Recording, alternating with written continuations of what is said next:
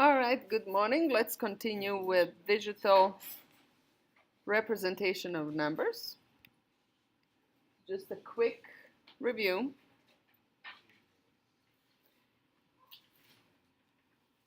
Computers work in the world of zeros and ones because the way computers record things is by being on or being off. That's sort of the elementary unit of communication. That basically translates, if you want to think about those as numbers, that translates to having only 0 and 1 to represent all the numbers. Well, it turns out it's not that big of a deal because we work in base 10. That's simply because humans evolved with 10 fingers, so they kind of want to do things in multiples of 10 are easy to show, right? So basically any number like 37 is essentially 3 times 10 to the 1 plus 7 times 10 to the 0 if I'm expressing it in powers of 10. And that's something that we do, we don't even think about it. That's just simply how we operate, because that's the fundamental way we think about numbers. There is nothing, mathematically, there is nothing to it. We could do it with any other number. It's just not so well and rounded. So we could do it with base 10, with base 7, with base 38, really. It's just that the base 38, I would have 38 types of digits I need to know. So it's not that simple anymore. So if I have a number that is 11 in base 2, what number is that actually in the regular decimal system that we have? That's a 3. So if that same 11 is in base 6, what number is that?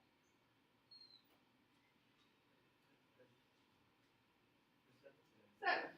So it's 1 plus 1 times 6 to the power 1. So basically, we can change what number that is based on the base. Now, getting back to digital representation of numbers, it's doing it again. So actually, I have this flicker going on, apparently only at 9 a.m. class. 2 p.m. class is just fine. My computer is okay with working in the afternoon. Who knew? So what we do in computers then, we organize the memory in the base system that has words that are 8 bits long. We call them bytes. And byte is something that you operate when you're buying your computers, when you're buying your phones, when you're looking at the camera memory or the size of the picture that your camera takes. It's all expressed in megabytes, gigabytes, and so forth. Mega being 10 to the 6, roughly, and gigabytes being 10 to the 9. Okay? So basically, byte is the essential word. Now, what do? We have different types of numbers, and we basically, when we have the memory that is simply a continuous stream of ones and zeros, I have to figure out how to read it. How am I going to organize it? So first thing, for integers, I'm going to move on. We are typically taking or reserving either 8 bits, 16, or 32 for an integer. Okay? So that's 1 byte, 2 bytes, or 4 bytes. If I have 1 byte, okay, so in base 2 systems we had our 25, which is represented like this. This is what we did before. Now, if I have some other number, 173, it's going to look like something like this. So basically what I do is I look for the largest power of 2 I can fit into this number, okay, or largest multiple of power of 2, but in digital world it's a 0 and 1 in binary system. So 128, then I look at what's left over and try to fit the largest power of 2 into it, and so forth. I keep going. Okay. And that gives me my powers of 2, and basically I put 1 where I have a power of 2, or 0 where I don't. Okay. And that gives the binary representation. Now, if I were in a computer memory, okay, in this particular case, I actually have 8 bits, so this is 1 byte. If I have less than this, like in the case of 25, then I just fill in zeros at the front, and I use 1 byte at the very minimum to store.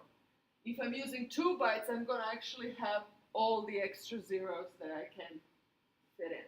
So when you actually zip your folders Remember how they compress the size?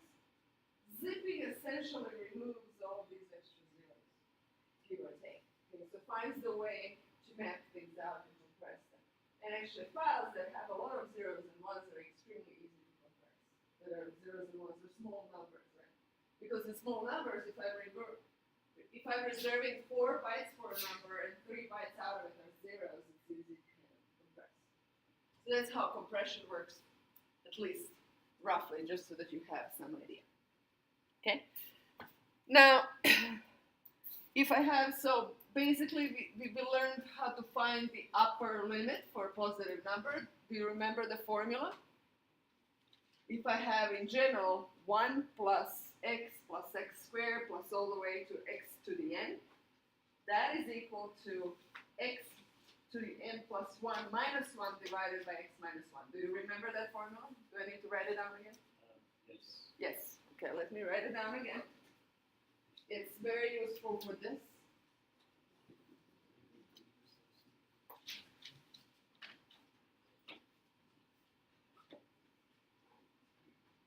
Question? Did anybody have a question? All right, so I'll hand up. Okay? Now, one more thing is that if we want negative numbers sometimes, then we actually have to reserve 1 bit for that sign. So there's no way around it. I have to have one of the bits reserved, and that's going to be 0 or 1, depending whether the number is positive or negative. And I have to know that in advance that that 1 bit is reserved for that sign. So I have to kind of know what is stored in my memory. So if I had 2-byte word, is this 2 bytes? Then the first bit would be reserved for the sign, and the rest of it is for the numbers. So how does this 65,000 now change? If one of them I'm reserving for the sign. I'm going to be able to have plus and minus at the beginning, but in the remaining 7 bits, how many? What's the largest number I can store in there?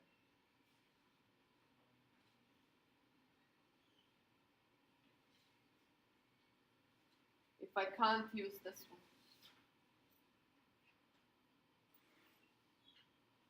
So this last bit is gone.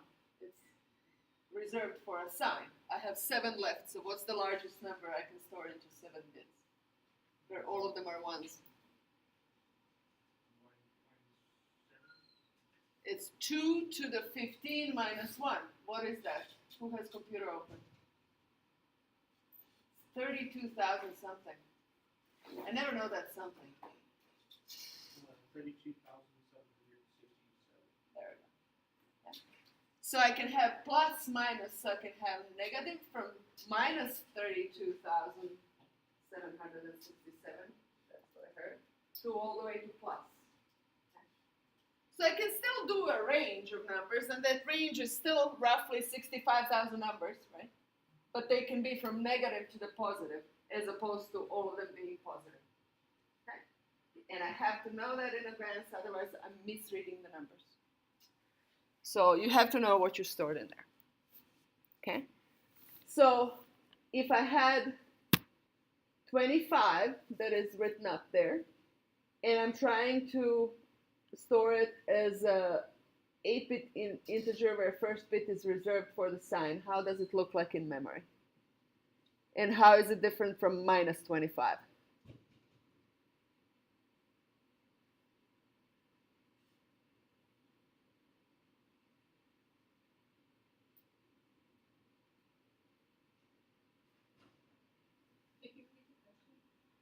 So if I have 25, how does it look in 1 byte of memory? How is it stored in the memory? What am I actually storing?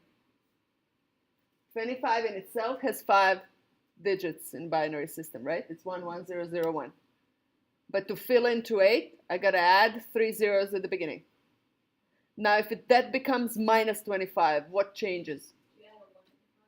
So the first one, the leading one will be 1. So it's going to be 10011001.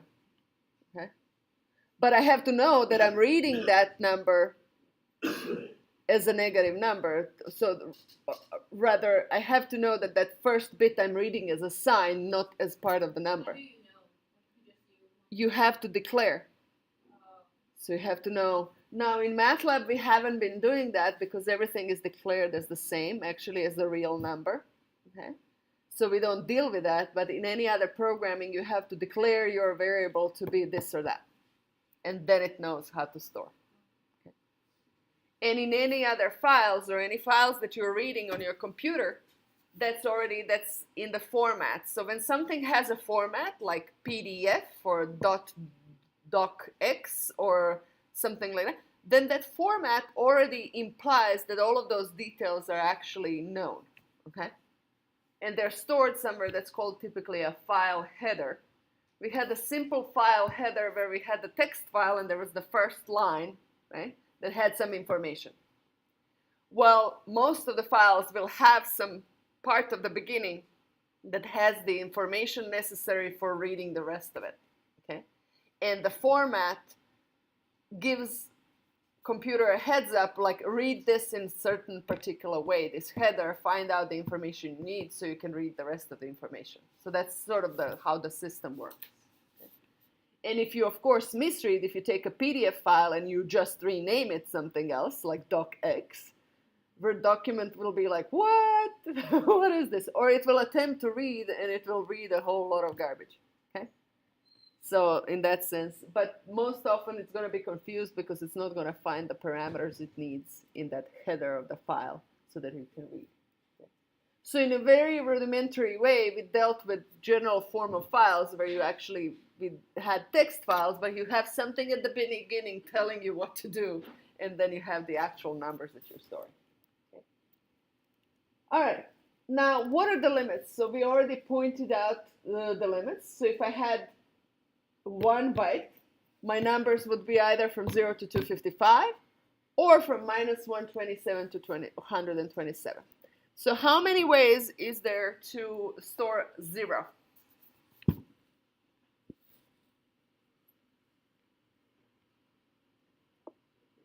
In this world, there would be 2. There would be a plus 0 and a minus 0, which mathematically doesn't make sense, but computer doesn't know. Okay? So technically what's done is one of those zeros is mapped to minus 128, okay? So that we extend the range a little and we are not wasting our breath on 2 ways to store a 0, okay? So this would be a 0 and this would be a minus 0, right? So one of those we map to this minus 0 is minus 128. So technically the range of integers is stored as minus 28. Let me show you quickly how to check or open MATLAB. So how to check the limits.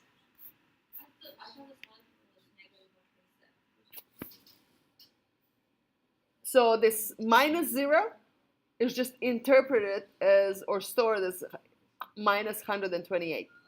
So there's just literally a programming, there's a little if-else routine, if you will, somewhere in the thing saying if you're trying to store minus 128, this is how you store it. And this is also how you read it.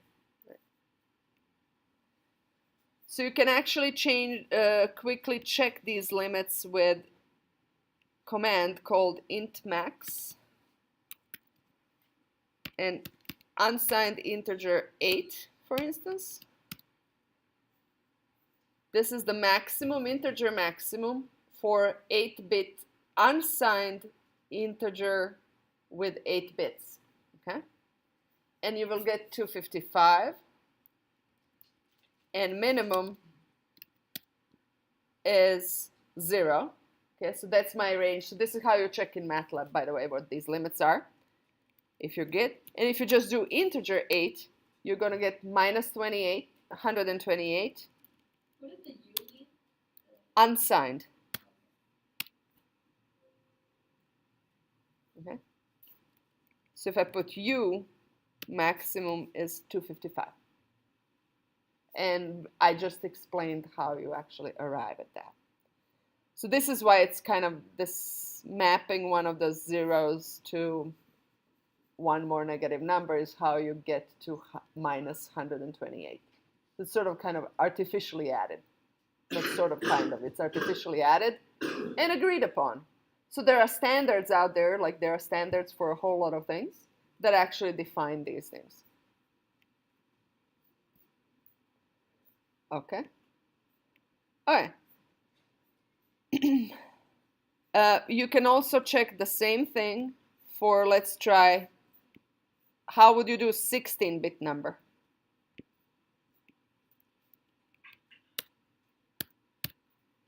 So that's our 65535.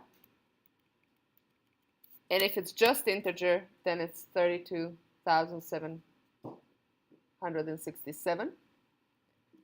But if I go with minimum, then minimum is minus 32,768. Same way, one of the zeros we mapped to this number that is in absolute value one more. Okay. So is the number of integers you can go up to?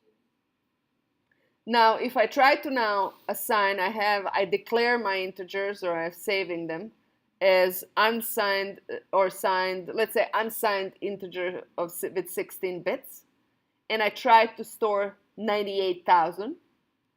What happens is so-called overflow. It's actually kind of unknown what will computer do. It will do something, and it will assign something to memory, but that something will not be the number you wanted to store. Yes? So why is the absolute value of the minimum one higher than the max? Because one of the negative 0, formally I can have a positive 0 and a negative 0, which makes no mathematical sense. So one of those is simply agreed upon to store that one, or to extend the range a little. Why waste one of them? Right? I don't know that it's helping a lot, but it's helping a little. Not wasting that one.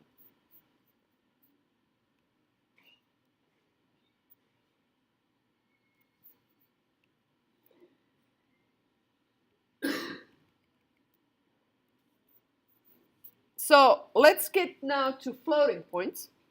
Okay. So with floating points, we first have to agree to kind of show them all in the same way before I can figure out how to store them. And we will use scientific notation for that. We know that, like, if I have 37.5, it's technically I can show it as 3.75 times 10 to the 1. Or this can be minus 8.125 times 10 to the minus 4. Okay.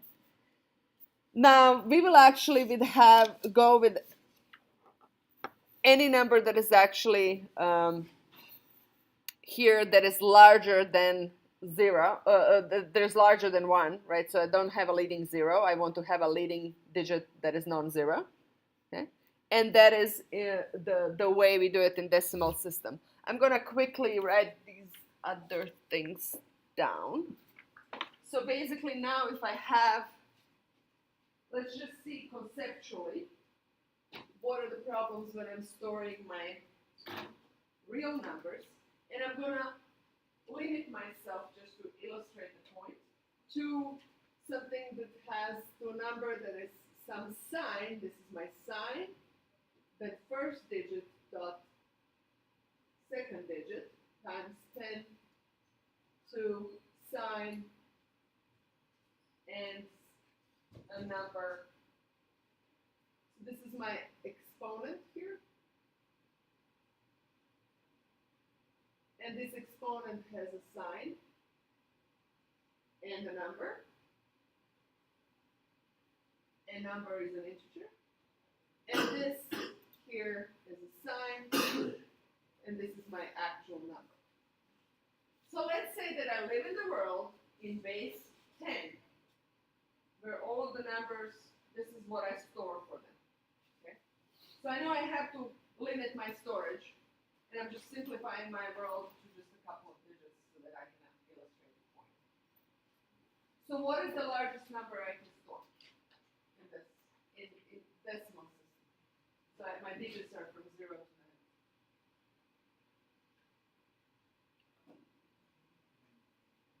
Plus, just fill in the largest you can. 9.9 times 10 to the plus 9. Okay? That's my largest number. What's my smallest number? Negative that, right? Now if I push this to a negative, I get sort of the smallest number close to the 0. Right? So I have also limits plus 10 to the minus 9 and minus. Let's put this on a line. My real numbers. This is 0 and this is not to scale. So this number here is 9.9 minus 9. There's some sort of log scale here. Obviously, this is a vibrant.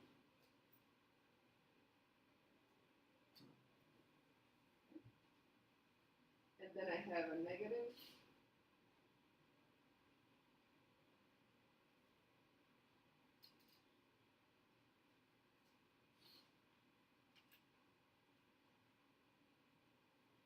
So this is my minimum.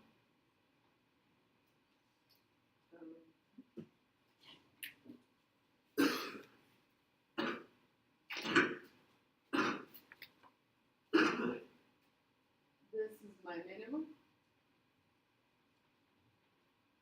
This is my maximum.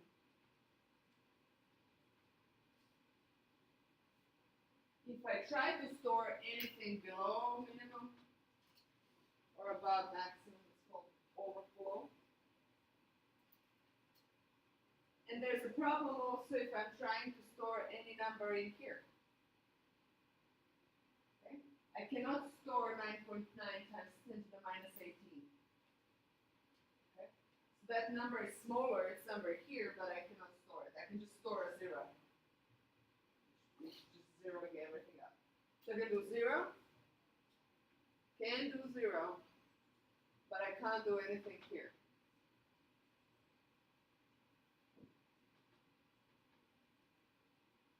And if I attempt to, there will be a problem. So these larger, in absolute sense, larger attempt to store something larger is overflow. And attempt to do anything here smaller is underflow.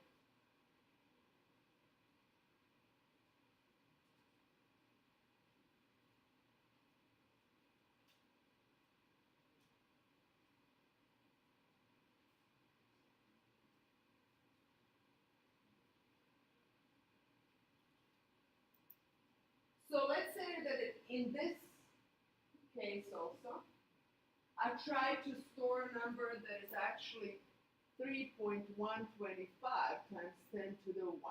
It's really 3.125, right? I'll be able to store this part, but this rule here tells me that there is 2 extra digits that I simply don't have space for. So this is going to be rounded up. That points to the fact that even in this range, there are all these numbers that I cannot store correctly, okay, because I'm chopping off. So there's a whole bunch of, D1, D2, 24, 3.1. of numbers is rounded up. Yes, so that's my accuracy. Now things in a regular computer are not as severe because actually I have about 60, but I'm just pointing out how it works. Because nothing really changes if I have more digits, it's just that it's pushed a little further. I will still have gaps. So I have underflow, overflow, and gaps. I'm going to call these gaps. Where things are not accurately, and they're rounded up. And most of the time we won't necessarily notice. It's good for all practical purposes. So numbers like phi or e, I cannot store them very well. And you can push MATLAB to, for instance, print phi to however many digits, and at some point it will start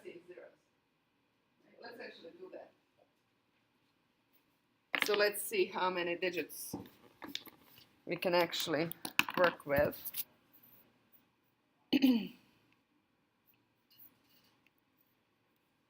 So let's f print f. We know that with f print f I can print, right?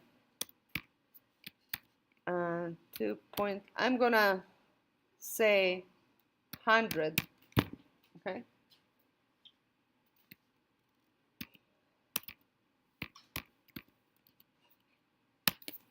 Okay, and let's see if we start getting zeros somewhere. See? So the moment, so my accuracy in terms of decimal points stored goes up to here, and after that I fill in with zeros. The 100 is 100 spots after. It's not 100, it's actually less than, so I think it's about, let's do 20.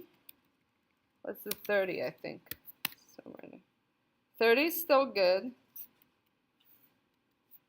Oops. Let's do 40. 40 is still good. Let's do 50. I'm going by 10 to see. So about 48. And these two last ones, I'm starting to fill in zeros. Yes? Does it have to be 2 point whatever? Or did you just use? It doesn't. It just, whatever I put there, it's fine.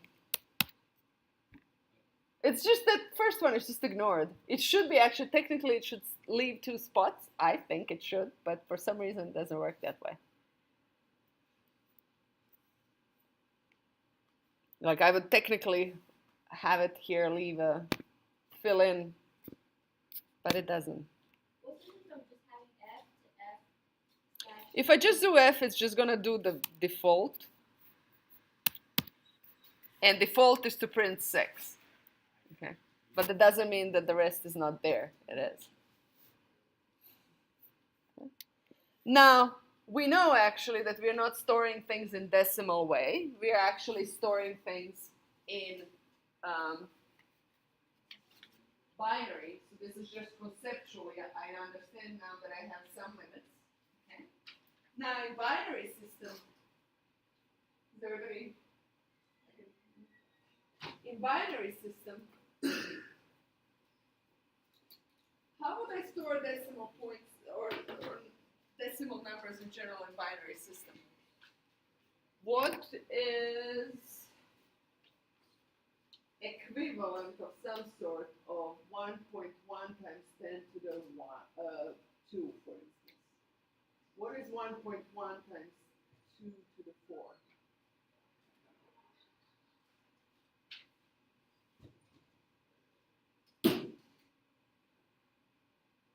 What is 0.1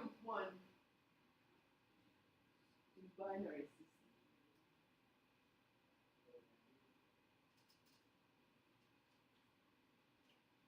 So 0.1 in decimal is 1 times, so here was 10 to the 0, this would be 10 to the minus 1. Yes?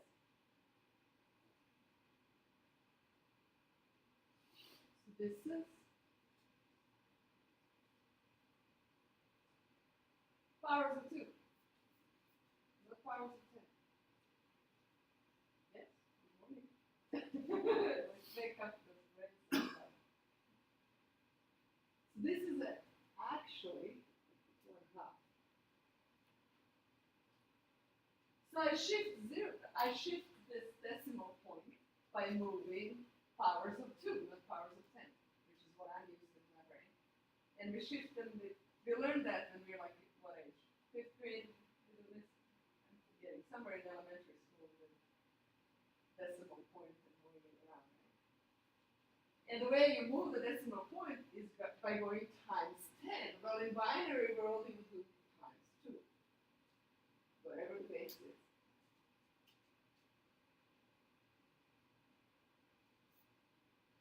So this is, 0.1 is 2 to the minus 1 times 2 to the 4. Now, so in binary world, I'm gonna also remove the leading zeros. I'm gonna have, let's say that I have 1, 1, 0, 1.1 in binary system.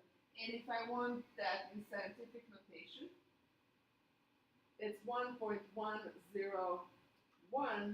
times 2 to the 1, 2. Yes?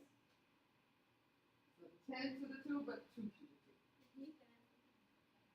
Did I flip you down?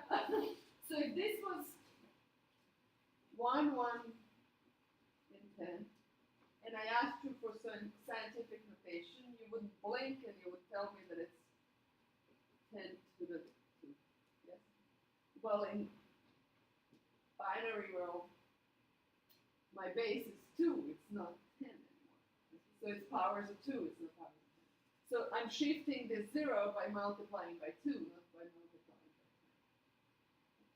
So basically my scientific notation in binary, I'm going to convert my number into the binary form, right? And then I'm going to do my scientific notation in binary form. And then I know actually that I'm going to always have a leading 1 here, because that's how I form the number. It's 0 or 1, right? So basically then it's 1 plus. And what we decide to store for binary representation will be this portion and the sign. And 1 is understood that it's there.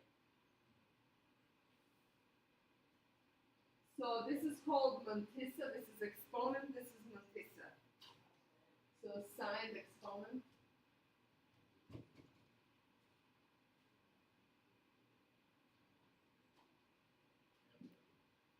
Now I'm ready to store this in memory.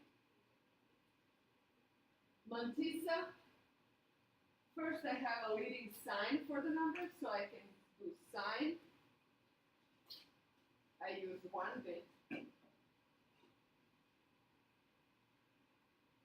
And then I agree how many, so my real numbers are either stored in 32 bits, which is single precision, also referred to as float, because of this floating point, and 64 bits, which is double precision.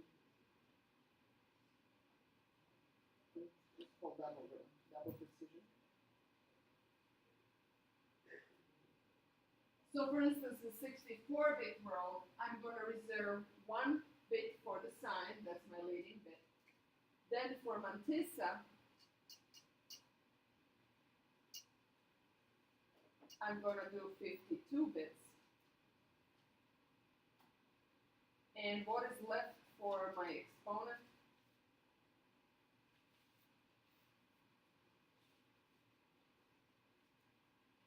One plus 52 is 53. 64 minus 53.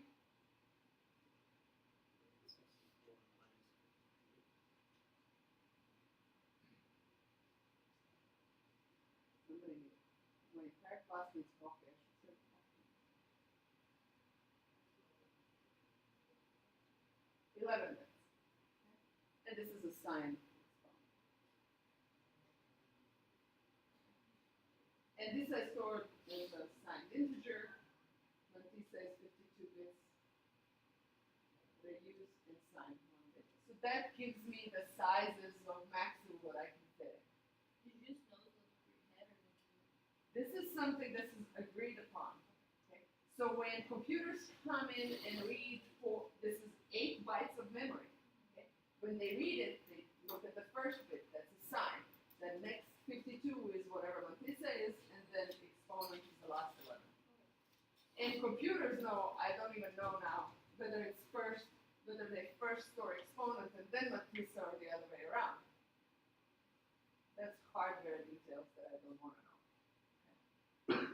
Okay. And if I read it in any other way, problem.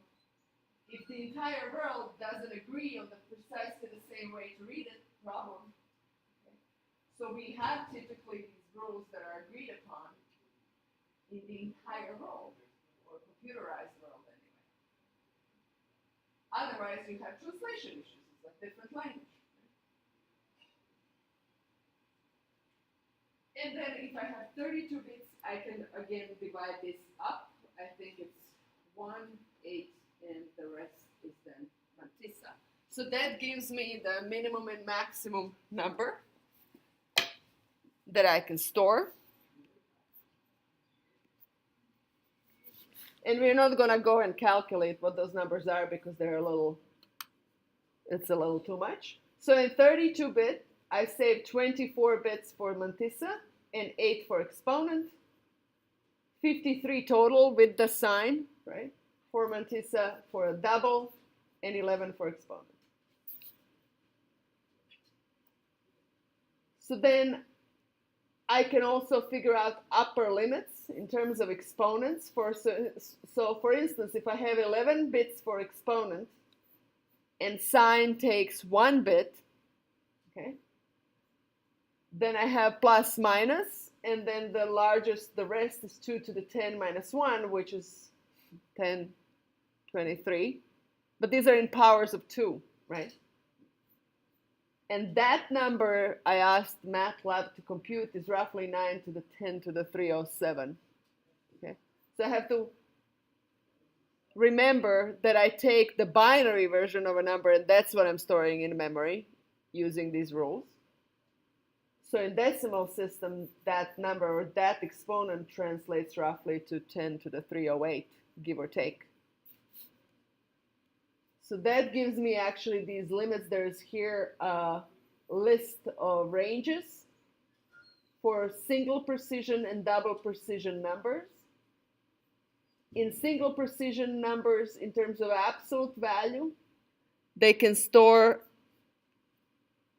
just a second, they can store roughly 10 to the 38. Okay. And this is the lowest number, the minimum. This is the maximum. And the smallest close to 0 is 10 to the minus 38. Okay. So this underflow here happens if I request to store a number that is smaller in absolute value than this. And overflow happens if I go above these maximum. So if I have single precision maximum, it's roughly 10 to the 38, and for double 10 to the 308.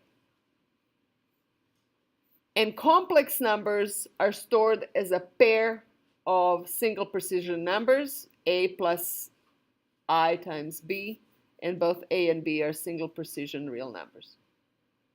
So those are Fortran and MATLAB ranges for different number types. And you can also ask MATLAB for real max, try to execute real max of single and real max of double, and you will get these numbers. So, can I represent the following numbers? Integers. 4 million. Can I store 4 million as a 16-bit number?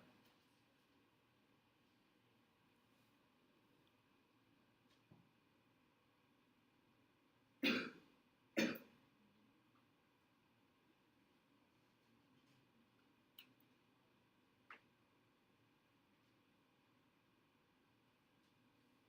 guess. 16-bit? My maximum, even if I had unsigned 16-bit, was 65,535, right? So no, it gotta be 32-bit. Has to be long integer or regular integer. Long integer is actually 64-bit.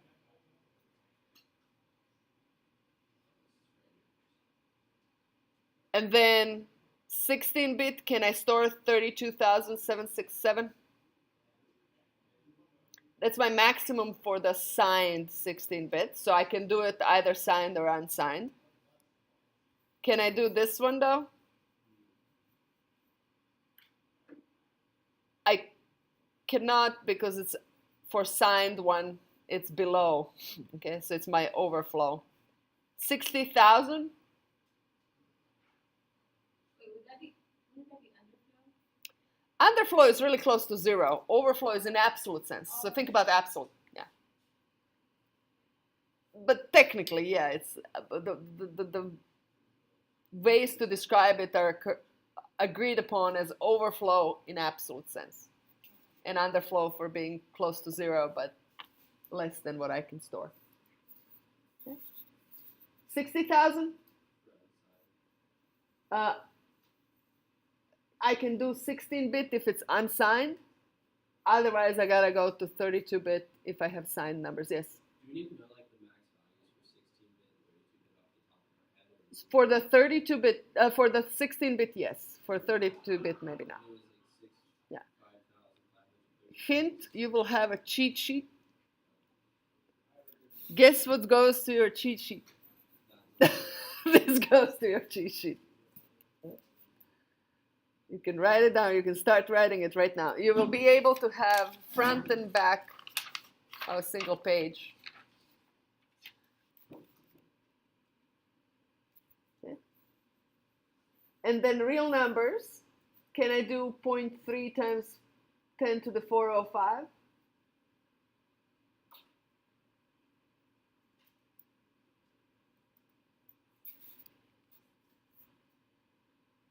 $308. 10 to the minus 90. Can I do single precision?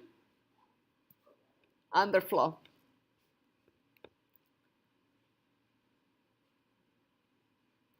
And minus 3 times 10 to the minus 38. Barely. Barely, but I can. Yes? For the example, when you had a question on like if it's within the range or like how to write the precision. So I might ask you, hey, is this underflow, overflow, or within range? And you can ask MATLAB, there's real max, there's int max and real max, and int min and real min. Okay.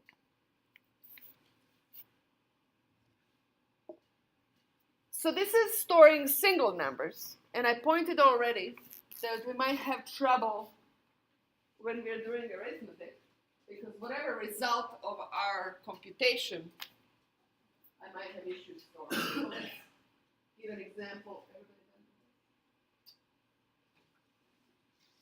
Example of that.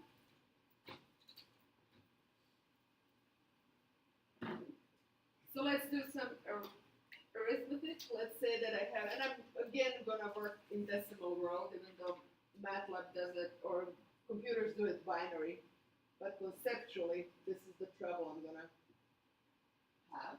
So let's subtract two numbers that are kind of similar.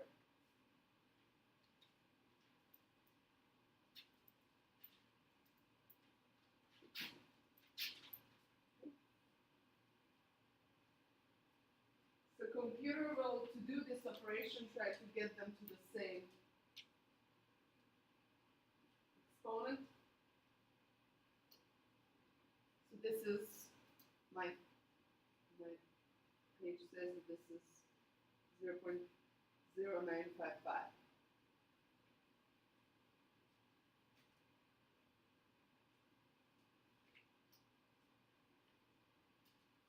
So this is living in the world where I can do only 4 digits here.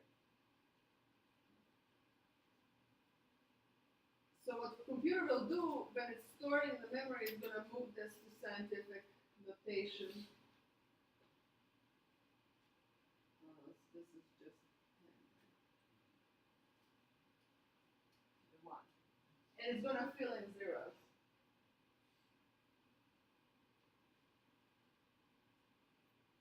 So technically, this is zeroed out. I don't know what this number is not precise in terms of 4 digits, because probably something was chopped off already here, and some numbers are actual numbers that would actually be in this position are not there anymore. So initially, I chopped them off here. When I did the arithmetic, okay, things kind of moved around and I filled in zeros. So I lost my precision here. So computer basically fills in. Would it be 10 to 1 or 10 to 0? 0. Yes.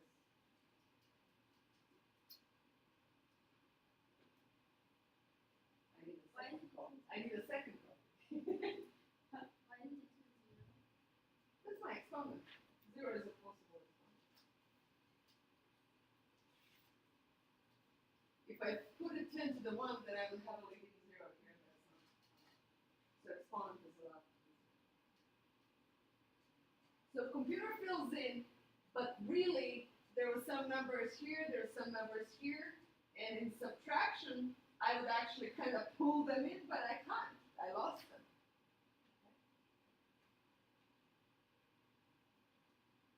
Also, if I had something like 1.4 times 10 to the 5 plus 1 times 10 to the minus 2.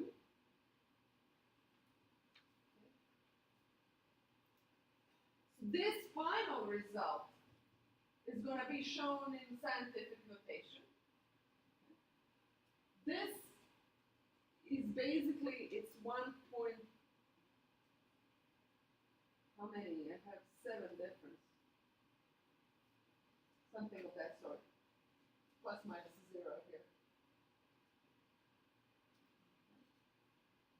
Because this, I gotta get them to the same, so this is basically 0 point, or it's 10 to the minus 7 times 10 to the 5, right? So this is 0 0.000000. I actually got it right.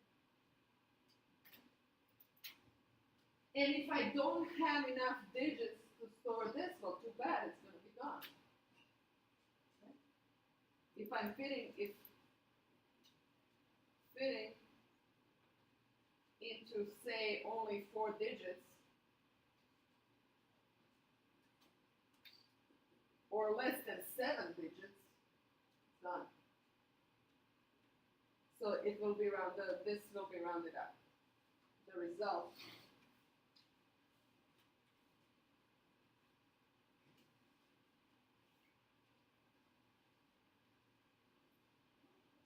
And again, I'm conceptually showing this in decimal system, but computer works with this same concept, but in binary. And with way more digits here, which is kind of hard to show. I'm not going to write in here. How many digits?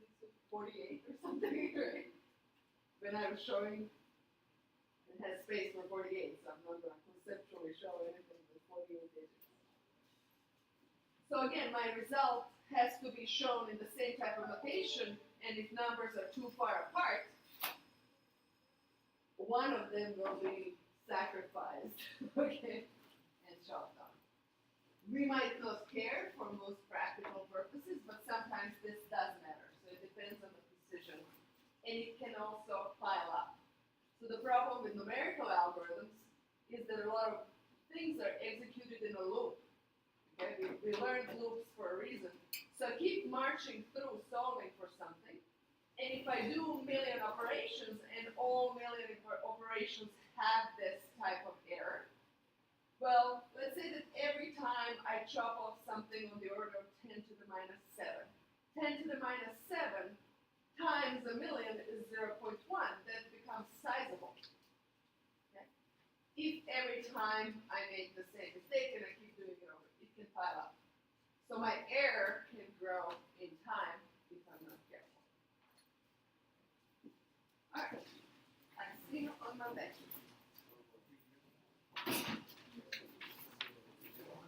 And the homework will be assigned today again. And that's our last homework before test. There will be a homework today assigned. And possibly Ningi assigned it while we were talking here. Yes, but that's the week before.